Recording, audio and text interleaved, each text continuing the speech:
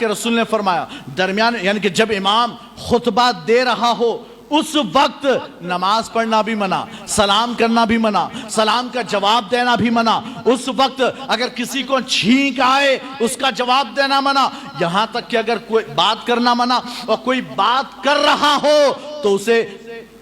خاموش یہ کہنا بھی منع، کوئی بات کر رہا ہو تو اسے خاموش کہنا یہ بھی منع۔ تو کہتے ہیں سرکار فرماتے ہیں اگر کسی نے جمعہ کے خطبے کے درمیان بات چیت کی یا کسی کو کہا خاموش، کہتے ہیں کہ اس کا ثواب ضائع ہو جاتا ہے، اس کا ثواب ضائع ہو جاتا ہے۔ عبداللہ ابن القمہ وہ فرماتے ہیں کہ میں آیا مدینہ منورہ، ہم آئے پورے قافلے کے ساتھ، میں نے اپنے ساتھیوں سے کہا کہ تم اپنا کام نپٹاؤ، میں جاتا ہوں مسجد میں، جمعہ کا دن تھا۔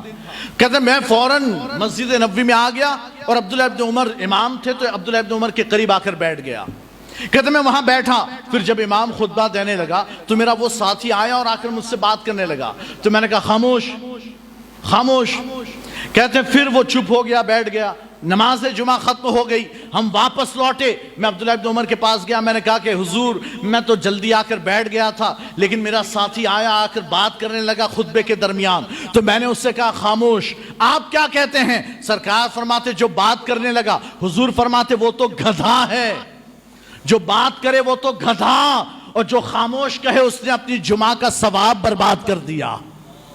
تم نے اپنے نماز جمعہ کا ثواب برباد کیا اور وہ تو گدھا۔ تو اللہ کے رسول کی حدیث مبارکہ سرکار ارشاد فرماتے ہیں کہ منبر پر کھڑا ہو کر اگر امام خطبہ دے کوئی بات کرے تو ایسا گدھا کہ جس کی پیٹھ پر بوجھ لادا ہوا ہے، یعنی کہ وہ اتنی دیر بیٹھا، وہ نماز پڑھ کر گیا لیکن ثواب کچھ بھی نہیں لے گیا، ثواب کچھ بھی نہیں لے گیا۔ اور جس نے کہا خاموش، حالانکہ بات تو اچھی تھی نا کہ خطبہ ہو رہا ہے، خاموش چپ، لیکن پھر بھی سرکار فرماتا اگر چپ کہا، خاموش کہا، تب بھی اس کا جمعہ کا ثواب ضائع ہو گیا۔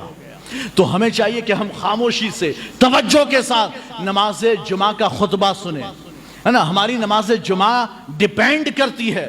خطبہ جمعہ پر۔ اگر آپ خطبہ جمعہ سے لے کر جمعہ کی نماز کے فارغ ہونے تک خاموش رہے اور آپ نے اس درمیان، اب جب خطیب بیٹھتا ہے پہلے خطبے کے بعد بیٹھتا ہے اور دوسرے کے لیے کھڑا ہوتا ہے، اس کے درمیان جو شارٹ ٹائم ہے اس شارٹ ٹائم میں آپ کو دعا کرنی ہے،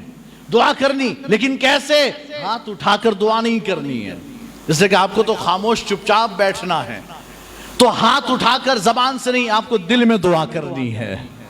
دل میں، اور وہ بھی ہاتھ اٹھا کر نہیں۔ بہت سے لوگ ہوتے ہیں امام نے جیسے پہلا خطبہ ختم کیا اور بیٹھا، سارے لوگ یوں ہو جاتے ہیں، نہیں ہاتھ نہیں اٹھانا، اس لیے کہ آداب خطبہ کے خلاف ہے،